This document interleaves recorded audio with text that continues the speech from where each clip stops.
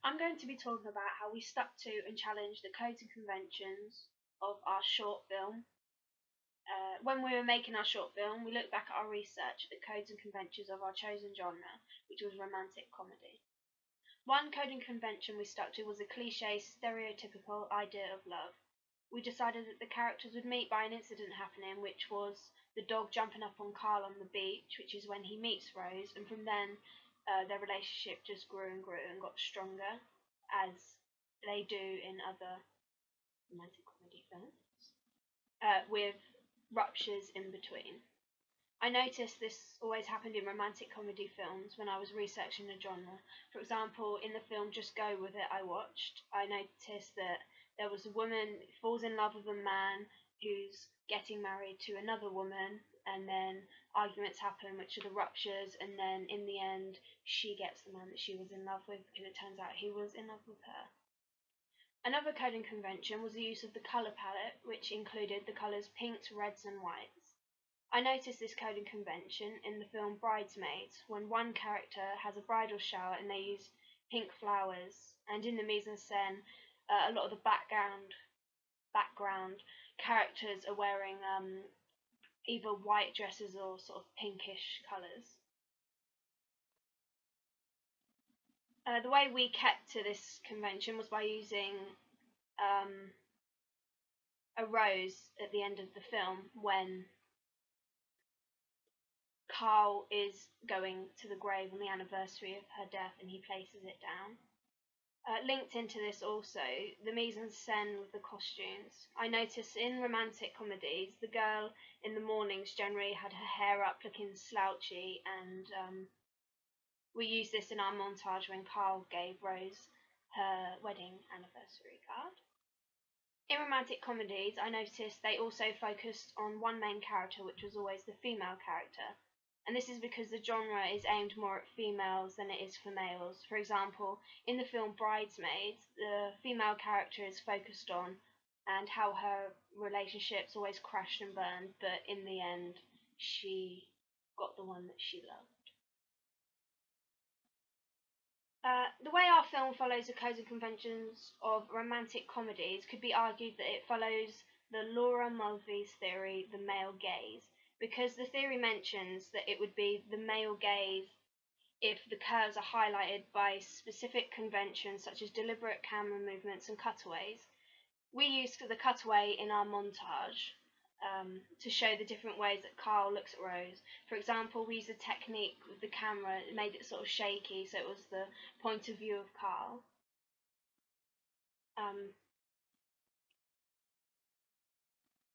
And we see that no matter what happens in the shot, he's always looking at Rose, looking for her, or just completely in awe with her. Also, it suggests that the male gaze denies women human identity, relegating them to the status of objects to be admired for physical appearance. This would link in with our film when Carl is having a flashback and we see in the montage that he is remembering all the physical features of Rose. For example, when she's doing her makeup in the mirror, while she's doing all the outlines, and we have Carl focus in on those because we want him to be focusing on the things that he loved about her. And also, this happens in the montage when she's having a picture taken by Carl and she's doing all these different poses, and we can just see the outline of her and like the body shape and everything.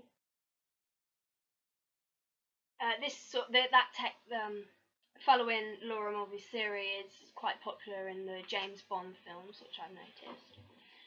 In all the romantic comedies I looked at, I noticed that they all had a happy ending. For example, in Bridget Jones, we thought that there was going to be a bad ending where her ex-lover actually stole someone else's fiancé, but in the end, she ends up with a really loving man who's better than the original one, and she's really happy, which the audience emphasizes with her, because throughout the film, she talks about how everything goes wrong with her relationships and gets hurt.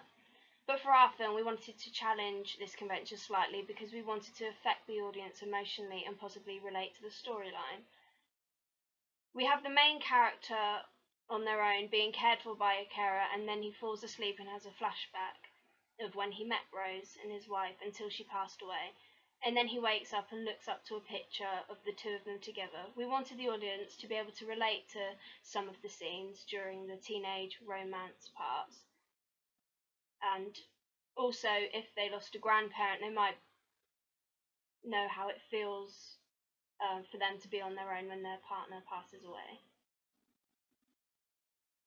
In short and romantic comedies, I noticed that they enhance the non-diegetic sounds, which puts emphasis on certain scenes. We did this when we used the sound of a clock ticking whilst the carer was looking after Carl and he was falling asleep. We did this to enhance the time passing. All romantic comedies I have researched have kept to the classic relative narrative. We kept to this convention by having the storyline start where there's a rupture, then it's resolved, and then there's a few more ruptures before everything was eventually resolved, and there was the ending where Rose has passed away.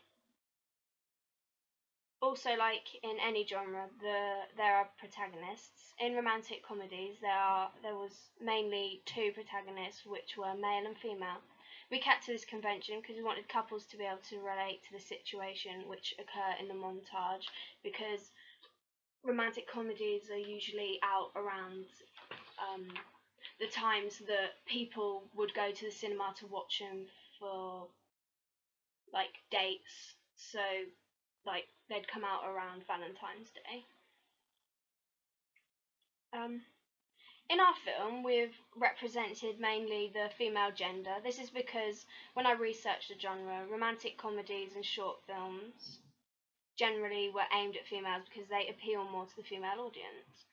From looking at the Pearl and Dean research, the majority that watched romantic comedies were female, although the percentages were close.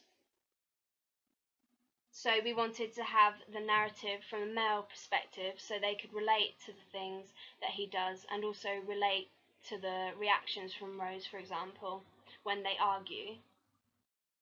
Our survey results showed that our audience preferred a male protagonist character, so this is a convention which we challenged.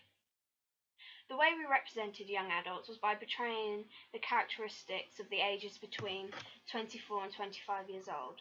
We did this by having the character Rose do things that were quite immature and silly, like when she was going down the road on her bike and she just sticked her legs out.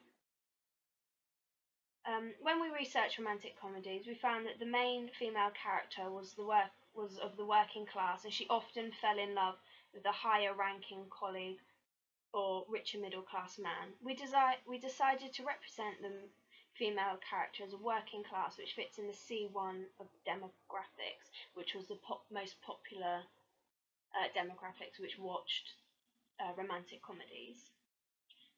The way we did this was by our choice of clothing in the mise-en-scène. Rose wore average clothing but girly. This included jeans, a top with boots, and also wearing baggy clothing to bed, in which we see when she wakes up and receives her anniversary card. We did this because the clothing choice we used stuck to codes and conventions of romantic comedies, which is that the girls are always seen lounging around, wearing baggy clothes, and then when it comes around to the date, they look absolutely outstanding, like wearing dresses, makeup, their hair is always done up and everything. One of the stereotypes of young men in romantic films was that they were either portrayed as ignorant and self-centered or really sweet and lovable. We decided that Carl would be sweet, caring and lovable when he was younger, when he first meets Rose, because a female audience can relate to this, because we are making Carl do the things we think female audiences want to see. We kept a stereotype that old men were quite grumpy, reluctant to talk, and that they kept themselves to themselves. And the way we showed this was by having the carer always speaking down to Carl and either having him nod or just not say anything at all, but just take in what she was saying. We found this effective in the way that the audience could relate, because they will have had grandparents who may have been like this or known of someone. Rose is always seen as young, quirky, bubbly, and bright, which the audience likes to see. The carer was very to the point up front and talks in a way that suggests that Carl needs assistance in taking care of himself when he's on his own. This was effective in being able to tell the audience that Carl was quite lonely and he didn't have anyone else taking care of him. And also the way we made sure that it seemed like Carl was on his own was by having the clock ticking, as well as it made it show that time was passing. It also showed that there was no other sounds going on in the house. It was literally just him, and it emphasises he was lonely because that's all you can hear is the ticking, the clock, and no one else.